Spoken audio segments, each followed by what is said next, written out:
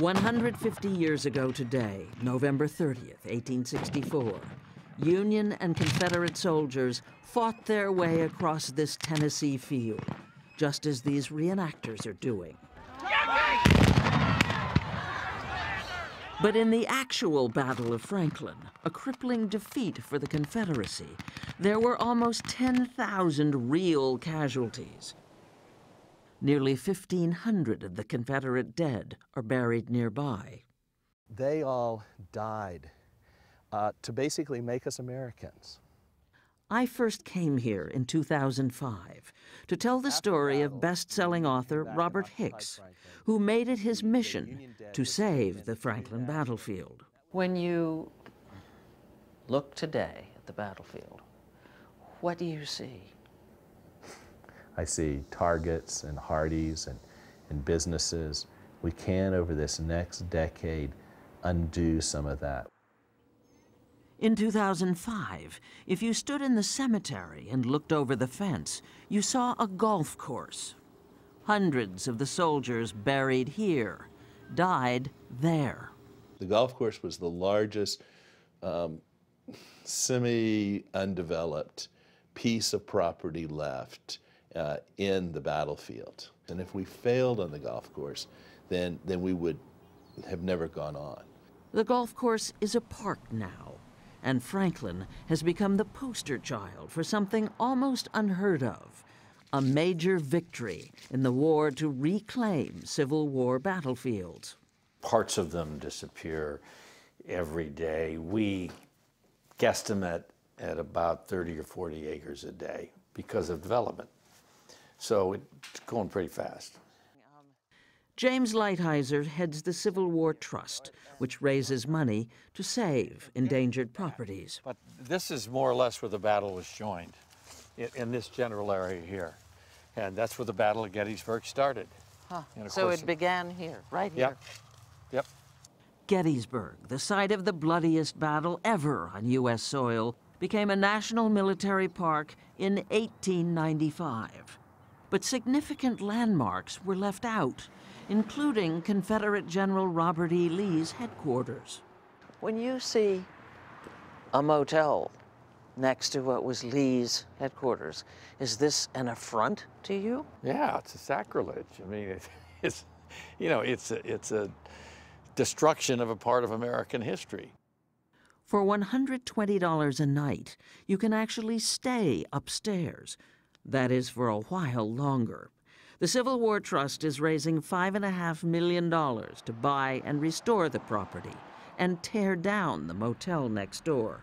When it comes to preserving land, it's really all about money. There's nothing else to it. Good intentions are just that. They get you nowhere.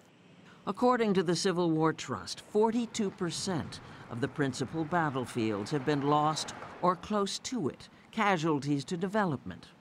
The fights are not always black and white, good guys against bad guys. And Civil War sites are not the only concern. Such an important event should not be forgotten. For example, the battle over the Battle of Princeton, which was fought here in Princeton, New Jersey, during the American Revolution in January 1777. This is one of the most important battles in American history. You know, Washington didn't win that many outright victories as he did here. This is monumental. This built his reputation, his leadership. On one side, you've got Jerry Hurwitz, president of the Princeton Battlefield Society. What they're doing is, tantamount to spitting in the eye of the American people. On the other side, this plowed area that you see is where the individual home lots would be.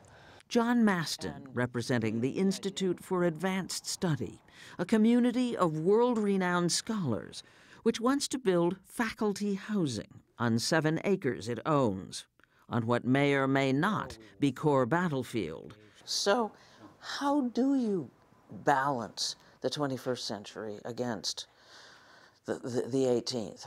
The view that any land over which troops moved or where any shots were exchanged is automatically to be preserved is a view that's hard to apply in Princeton because so much has happened since 1777 and it's not just large residential neighborhoods, but also important institutions in the community.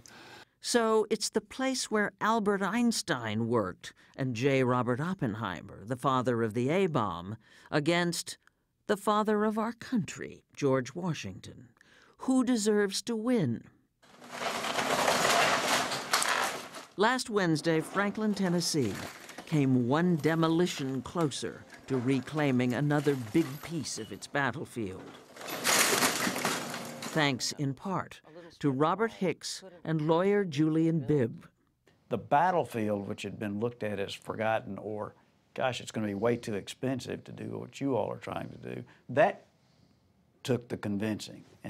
And once that began to happen, it completely changed the support we were receiving politically, locally, and statewide.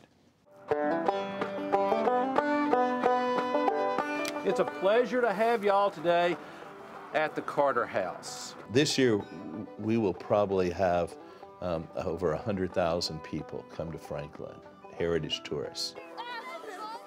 The worst part of the fighting was around here, between the Carter House, now a museum, and this memorial, a Pizza Hut when we first came to Franklin in 2005.